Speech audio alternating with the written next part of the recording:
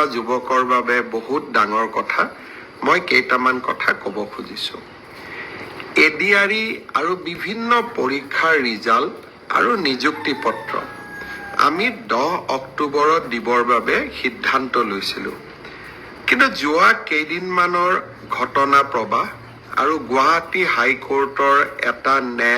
ৰায়ৰ বাবে আমি অকণমান থমকি ৰ'বলগীয়া হৈছে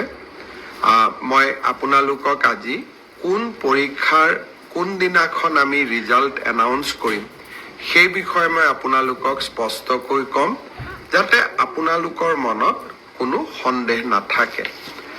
পোনপ্ৰথমে মই আপোনালোকক জনাব খুজিছো যে আমাৰ এডিআৰই পৰীক্ষাৰ যি গ্ৰেড 3 আছিলে অৰ্থাৎ তৃতীয় বৰ্গৰ যি চাকৰি আছিলে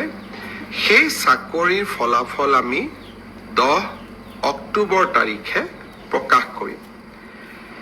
এডিআৰইৰ চতুৰ্থ শ্ৰেণীৰ যি পৰীক্ষা আছিলে প্ৰায় 5000 পদ আছিলে এই পৰীক্ষাৰ ফলাফল আমি 15 অক্টোবৰ তাৰিখে ঘোষণা কৰিম স্বাস্থ্য বিভাগৰ বিভিন্ন পৰীক্ষাৰ ফলাফল নন টেকনিক্যাল টেকনিক্যাল স্বাস্থ্য বিভাগৰ আটাইবোৰ পৰীক্ষাৰ ফলাফল আমি 12 অক্টোবৰ তাৰিখৰ আগতে ঘোষণা কৰিম এলিমেন্টাৰী প্ৰাথমিক বিদ্যালয়ৰ শিক্ষকৰ নিযুক্তিৰ বাবে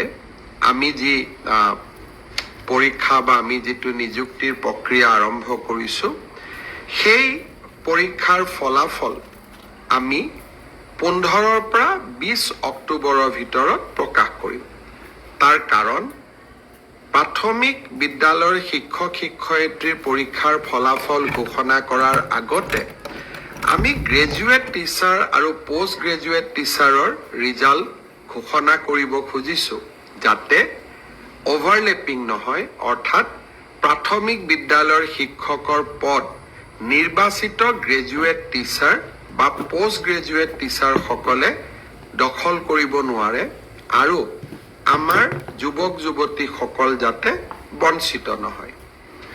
গ্ৰেজুৱেট টিচাৰ আৰু পোষ্ট গ্ৰেজুৱেট টিচাৰৰ পৰীক্ষাৰ ফলাফল আমি 15 অক্টোবৰ তাৰিখে ঘোষণা কৰিম অৰ্থাৎ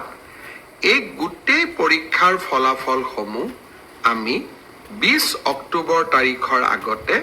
আমি ঘোষণা কৰিবলৈ সক্ষম হ'ম আপোনালোকে এতিয়া সুধিব যে পুলিচৰ পৰীক্ষাৰ ফলাফল আমি কেতিয়া দিম সাব ইন্সপেক্টৰৰ ৰিজাল্ট বা ফায়াৰ ব্ৰিগেড আদিৰ ৰিজাল্ট আমি 10 অক্টোবৰ তাৰিখে দিম বা তাতকৈ আগতে দিম কিন্তু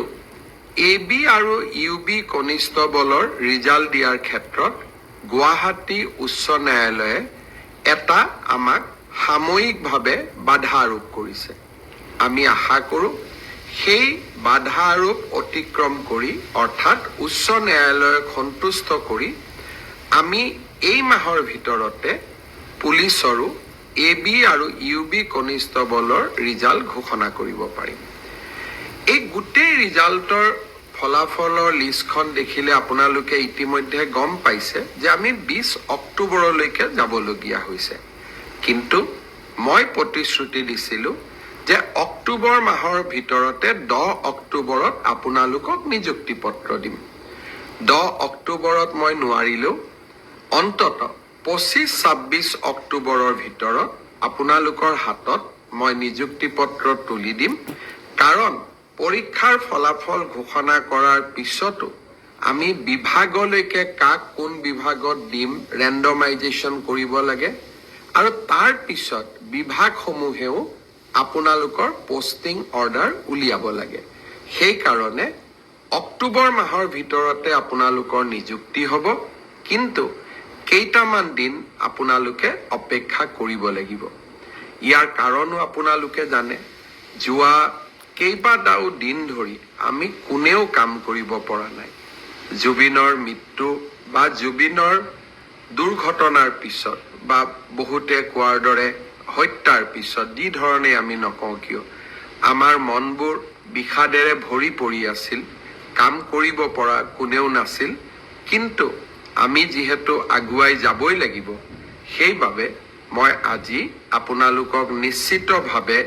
কোন পৰীক্ষাৰ কেতিয়া ফলাফল ঘোষণা কৰিব তাক মই জনালো, আৰু আপোনালোকে যাতে নৱেম্বৰ মাহতে চাকৰিত যোগদান কৰিব পাৰে তাৰো আমি নিশ্চিতভাৱে ব্যৱস্থা ল'ম। বন্ধু বান্ধৱীসকল, শ্ৰদ্ধাৰ ৰাইজ, আৰু কেইটামান কথা মই আপোনালোকক ক'ব খুজিছোঁ।